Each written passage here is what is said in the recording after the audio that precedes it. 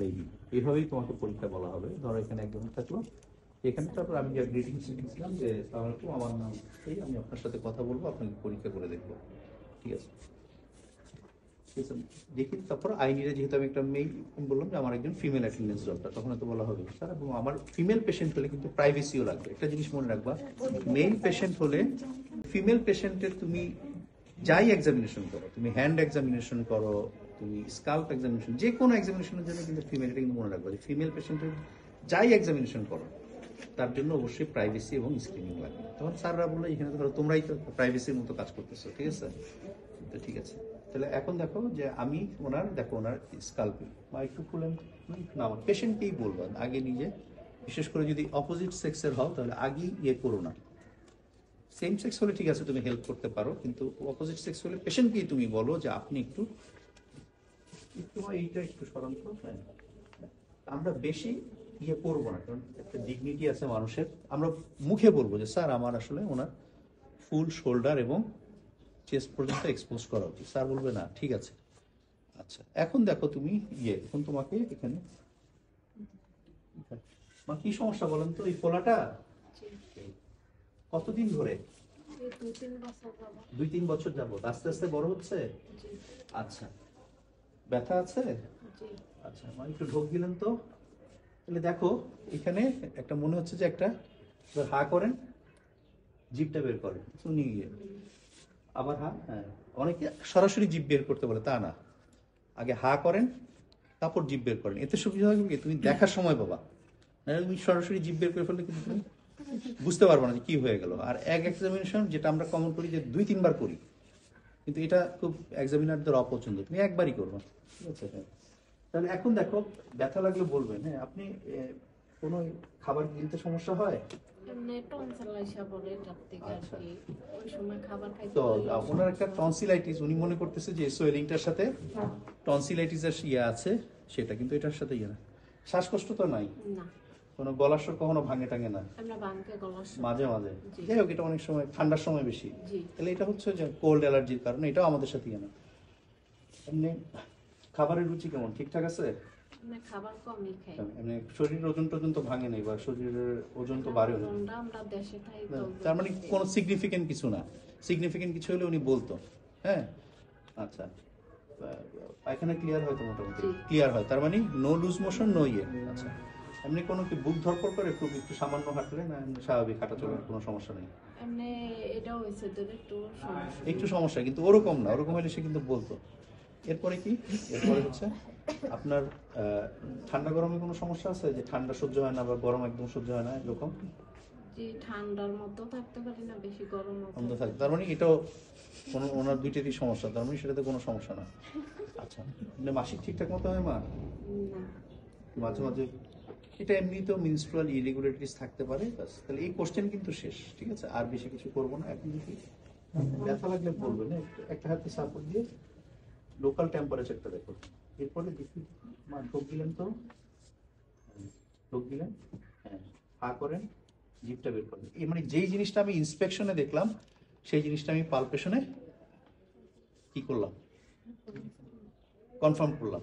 আচ্ছা, এখন দেখো আমরা কি দেখি যে lower border of the thyroid, ঢোক দিলেন তো, দেখো আমরা লোয়ার বর্ডারটা পাই। যদি রেট্রোস্টেনাল এক্সটেনশন থাকতো লোয়ার বর্ডারটা আমরা পেতাম না। আবার এখানে দেখো ট্রাকিয়াল ট্যাগ, মানে ট্রাকিয়াটা সেন্ট্রালি পজিশন কিনা দেখো। ঢোক গিলেন, 3 বার ঢোক গিলানো হইল, একবার ইন্সপেকশনে, একবার পালপেশনে, একবার লোয়ার বর্ডারে, একবার ট্রাকিয়াল ট্যাগ দেখার সময়, ঠিক আছে। তাহলে এতদূর সামনের দিক থেকে আর বেশি কিছু দেখার দরকার নেই। এবার তুমি পিছনে চলে যাও, পিছনে চলে গিয়ে দেখো কি আছে। একটু রাখেন, মাথাটা একটু সামনের দিকে ঝুঁকে নিন, ঝুঁকলে হবে কি এই জায়গার মাসেলগুলি রিল্যাক্স হবে। দিয়ে আবারও এখানে বলে একটু ঢোক দিলেন তো মা, হ্যাঁ ঠিক আছে। এরপরে একটা লাম্পের মতো সারফেস দেখো, কনসিস্টেন্সি দেখো, মার্জিন কিন্তু দেখে আসছো লোয়ার বর্ডার, আলাদাভাবে দেখার কিছু নেই। ওভারলাইন স্কিন ফিক্সিটি, মানে থুতনিটা দিয়ে আমার হাতের উপরে চাপ দেন, নিচে জোরে চাপ, জোরে চাপ দেন, আরো চাপ দেন, হ্যাঁ আমার হাতের উপরে চাপ দেন, হ্যাঁ জোরে চাপ দেন। হ্যাঁ, দিলে এই যে প্লাটিসমাটা টট হলে একটু তুমি দেখবা যে এটা মোবিলিটিটা দেখবা, ঠিক আছে। এরপরে কি এরপরে আসলে আমার কি দেখতে হয়, আমাদের দুইটা সাইন আছে স্পেশাল, একটা হচ্ছে ককার সাইন আর একটা হচ্ছে বেরি সাইন। ককার সাইন হচ্ছে তুমি অনেক বড় থাইরয়েড গ্ল্যান্ড হলে যদি জোরে চাপ দাও তার আপার রেসপিরেটরি ট্র্যাক্ট অবস্ট্রাকশন হয় এবং স্ট্রাইডর শুনতে পাওয়া যায়। তাহলে এখানে চাপ দিয়ে একটু শ্বাস কিন্তু জোরে না, এরকম কোনো সাউন্ড শুনতে পাওয়া যায় না, তাহলে ককার সাইন ইজ নেগেটিভ। এটা বেশিরভাগ ক্ষেত্রে মেলিগন্যান্ট বা ইয়ে।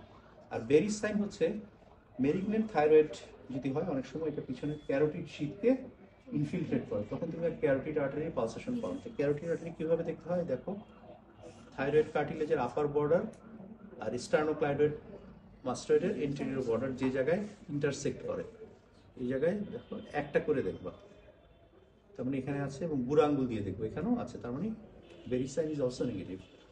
লাস্ট যেটা ওই যে আমি বললাম স্কাল্পে মেটাস্টেসিস কিনা, এইভাবে একটু স্কাল্পে হাত বুলাই নিবা, ঠিক আছে? হ্যাঁ, পেছন থেকে। এখন শেষ হয়নি কিন্তু পেছন থেকে একদম শুরু, এখন বাকি রইল কি lymph node. Lymph node, lymph node তোমাদেরকে দেখাইছি না, এই যে সাবমেন্টাল, সাবমেন্ডিবুলার, প্রিঅরিকুলার, পোস্টরিকুলার। তখন এইদিকে ইয়ে করে upper jugular, middle jugular, lower jugular. আবার এদিকে ইয়ে করো, তাহলে এই স্টার্নোক্লাইডোমাস্টয়েড মাসল রিল্যাক্স হলো, এটার এন্টেরিয়র বর্ডার বরাবর আপার থার্ডে আপার জুগুলার, মিডল থার্ডে মিডল জুগুলার, লোয়ার থার্ডে লোয়ার জুগুলার, আর পিছনেরটা পুরা নিয়ে কি পোস্টেরিয়র চেইন, ঠিক আছে? একটু ঘাটটা উঁচু করেন তো, না না ঘাটটা জায়গা নেই ভাবে, হ্যাঁ এইভাবে সুপ্রাক্লেভিকুলার শেষ। এখন আসো আমরা সামনের দিকে চলে আসবো। আমাদের কিন্তু তাহলে কি হলো, থাইরয়েড গ্ল্যান্ড ইটসেলফের এক্সামিনেশন হলো আর লিম্ফ নোড এক্সামিনেশন হলো। এখন আমাদেরকে ওই যে হাইপার থাইরয়েড এবং হাইপোথাইরয়েডের জন্য তিনটা সাইন দেখতে হবে, একটা কি আই সাইন, একটা হ্যান্ড সাইন, আর একটা হলো হার্ট সাইন। হার্টের আই সাইনের মধ্যে মানে সোজা তাকান তো আমার দিকে, এই দেখো সোজা যদি তাকাই, যদি এক্সোপথ্যালমাস হয় তাহলে আমি তোমাকে বলি, দেখো আমাদের নর্মাল যদি আমরা সবাই সবার চোখের দিকে তাকাই, দেখো আমাদের আপার আইলিডটা আমাদের কিন্তু আইরিশের 1/3 কিন্তু কাভার করে রাখে, আইরিশ মানে যেটা ব্রাউন। আর লোয়ার আইলিডটা দেখো জাস্ট আমাদের আইরিশের লোয়ার পোলটাকে টাচ করে রাখে, ঠিক না? যার এক্সোপথ্যালমাস থাকবে তার কাভার তো করবেই না, একদম আরো উপরে উঠে যাবে, এবং আপার হোয়াইট অফ দ্য স্ক্লেরাটা দেখা যাবে, লোয়ার হোয়াইট অফ দ্য স্ক্লেরাটাও দেখা যাবে, কারণ এটা তো আইবলটা তো প্রোট্রুড হয়ে যাবে, মানে আইলিড তাকে কভার করে রাখতে পারবে না। মানে in এক্সোপথ্যালমাস both upper white of the sclera and lower white of the sclera would be কি exposed. আর লিড রিট্রাকশন কি হয়, আপার লিডটা রিট্রাক্ট হয়, লোয়ার লিড ঠিক আছে থাকে। এখানে শুধু আপার লিডটাই মনে হচ্ছে আপার হোয়াইট অফ দ্য স্ক্লেরাটা ভিজিবল হয়। এটার কারণ কি তোমরা পড়বা যে আমাদের এক্সটার্নাল পড়ছো না, নার্ভ সাপ্লাই অফ কি এক্সটার্নাল ওকুলার মাসেল, এটা তো পড়ছো যে ক্রেনিয়াল নার্ভ, এবডুসেন নার্ভ, 6 নার্ভ, হ্যাঁ SO4 6, হ্যাঁ ঠিক আছে। কিন্তু এখানে কিছু ইন্ট্রিনসিক মাসেলস অফ মানে ইন্ট্রিনসিক ওকুলার মাসেল থাকে, যেগুলির সাপ্লাই হলো আসলে সিম্প্যাথেটিক। ফলে হাইপার থাইরয়েড পেশেন্টে কি থাকে, সিম্প্যাথেটিক ওভার অ্যাক্টিভিটি থাকে। ফলে আপার আইলিডের যে ইন্ট্রিনসিক যে মাসেলগুলি, যেগুলির সিম্প্যাথেটিক সাপ্লাই, ওগুলি মাসেলগুলি কন্ট্রাকশন হয়। ওই কন্ট্রাকশনের কারণে আপার আইলিডটা কি হয়ে যায়, রিট্রাক্ট হয়ে যায়। তাহলে কি বলবো যে সোজা আমার দিকে তাকান, সোজা আপার দিকে তাকান বললে যদি দেখো যে আপার আইলিডের উপরে হোয়াইট অফ দ্য, শুধু আপার হোয়াইট অফ দ্য স্ক্লেরাটা দেখা যায়, সেটা হচ্ছে লিড রিট্রাকশন। আর এক্সোপথ্যালমাসে পুরো আইবলটাই প্রোট্রুড করছে, তার মানে সেখানে আপার হোয়াইট অফ দ্য স্ক্লেরা এবং lower white of the sclera দুইটাই এক্সপোজড হবে। আর লিড রিট্রাকশনে শুধু আপার আইলিডটা রিট্রাক্ট করার কারণে আপার হোয়াইট অফ দ্য স্ক্লেরাটা এক্সপোজ। এবার আসলে লিড ল্যাগ মানে পিছনে পড়ে যাওয়া।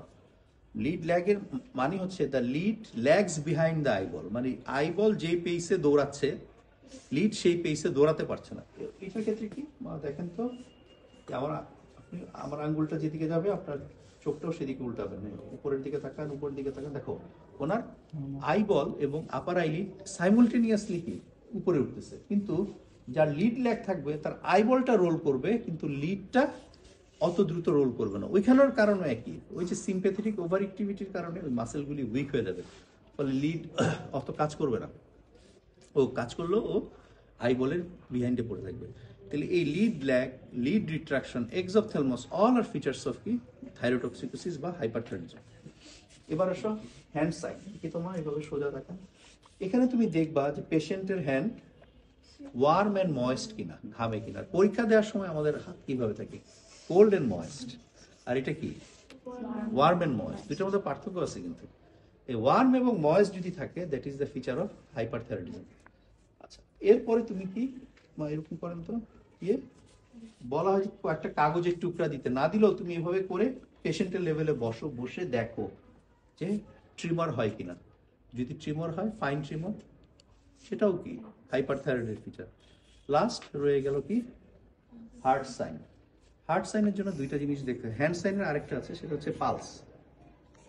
এই পালস শুড বি, বলবো আমি পালস দেখতে চাই, but this pulse should be sleeping pulse. Sleeping pulse মানে অ্যাট মিড নাইট, যখন পেশেন্ট একদম ঘুমাবে, যখন তার বেজাল মেটাবলিক রেট একদম মিনিমাম থাকবে, তখনও যদি ট্যাকিকার্ডিয়া থাকে, তখন বুঝতে হবে কি পেশেন্টের কি হাইপারথাইরয়েডিজম আছে। কিন্তু তুমি ধরো দৌড়াদৌড়ি করে আসলা, বা একটা পেশেন্ট খুব অ্যাংজাইটি, ধরো ওয়ার্ডে রাউন্ড হচ্ছে, চিৎকার চেঁচামেচি, পেশেন্টের খারাপ লাগতেছে, সেই অবস্থায় পালস মাপলে হবে না। তুমি বলবো যে স্যার আমি পালস মাপতে চাই, but ideally this pulse should be counted during the sleeping hour of the patient, sleeping pulse. হ্যাঁ, বুঝি না, ঘুমাইলে জেগে যাবে কিনা, জেগে গেলে হচ্ছে হ্যান্ডস হার্ট সাইন। তা হার্ট সাইন করার জন্য কি লাগবে, স্টেথোস্কোপ লাগবে। এবং আমি প্রেস দিয়ে কিছুই না, ওনার এখানে জাস্ট চেস্টে অ্যাপেক্স অফ দ্য হার্টবিটে গিয়ে তুমি দেখবা যে কোনো ইয়ে আছে কিনা, ঠিক আছে। তাহলে দিস ইজ, তাহলে এই পেশেন্টটায় দেখো, এটা অত প্রমিনেন্ট না, এইখানে একটু জাস্ট সবাই 5 সেকেন্ড সময় দিব। হ্যাঁ, একজন